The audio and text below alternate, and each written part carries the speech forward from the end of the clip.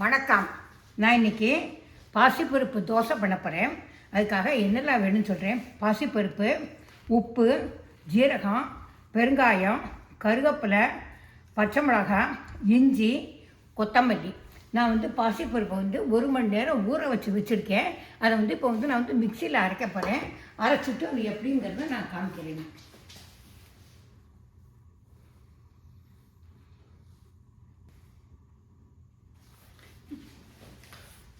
நான் ஊற வச்ச ஒரு மணி நேரம் ஊற வச்ச பாசிப்பருப்பு இது மிக்சியில் போட்டிருக்கேன், மிக்சி ஜாரில். அதோட இப்போ ஜீரகம் போடுறேன். அதுக்கப்புறம் எனக்கு வேணுங்கிற உப்பு,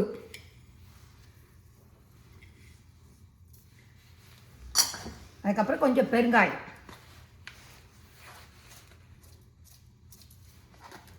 அதுக்கப்புறம் கருவேப்பிலை. நான் ஒரே ஒரு பச்சை மிளகா தான் போட்டிருக்கேன். உங்களுக்கு கூட வேணுன்னா கூட ஒன்று போட்டுக்கலாம். அதுக்கப்புறம் இஞ்சி எல்லாத்தையும் இப்போ மிக்சியில் அரைச்சின்னு நான் காமிக்கிறேன்.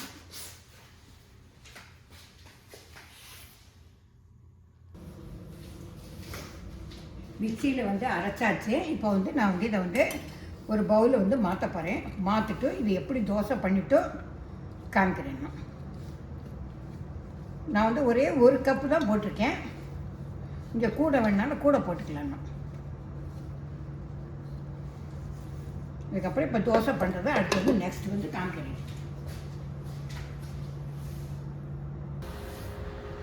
நான் அடுப்பில் கல் வச்சுருக்கேன். கல் காஞ்ச உடனே நான் இந்த தோசையை விட போகிறேன். இந்த உடம்புக்கு ரொம்ப நல்லது பாசிப்பருப்பு தோசை.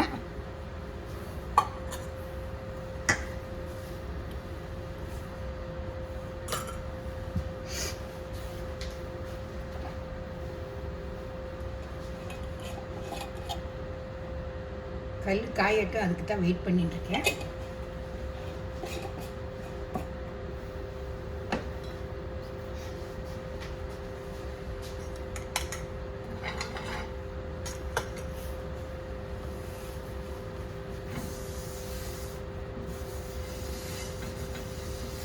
இப்போ தோசை விட போகிறேன்னா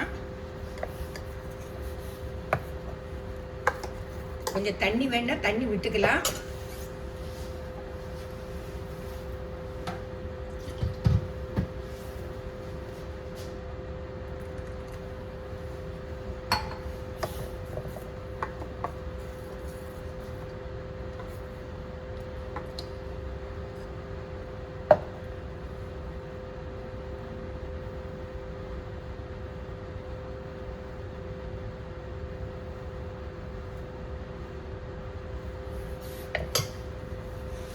தோசை விட்டாச்சு.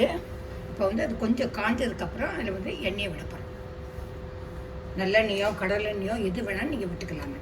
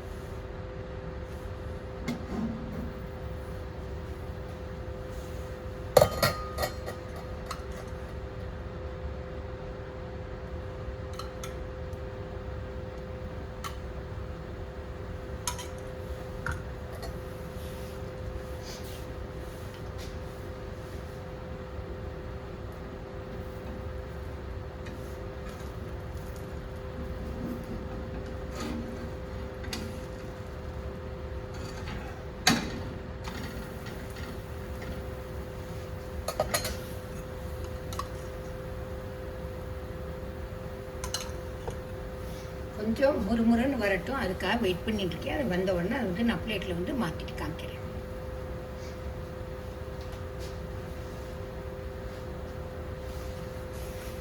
இதில் நான் கொஞ்சம் கொத்தமல்லியும் வேணால் போட்டுக்கலான்னா, கொத்தமல்லி போட மறந்து போயிட்டேன். இப்போ கொத்தமல்லி அடுத்தது போடுறேங்க, அடுத்த தோசை.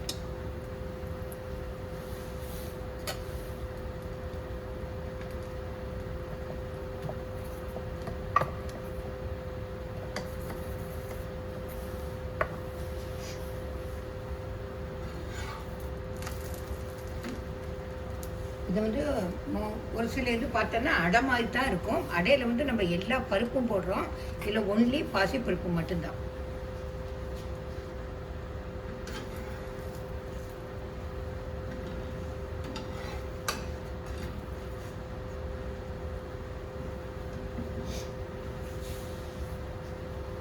இதை வந்து அப்படியே சாப்பிட்லாம். இதுக்கு வந்து தொட்டுக்கிறதுக்கு ஒன்றும் வேணும்னு அவசியம் இல்லை. அப்படி வேணும்னா சட்னியோ மிளகாப்பொடியோ இது வேணால் தொட்டுன்னு நீங்கள் சாப்பிட்லாம். நீங்கள்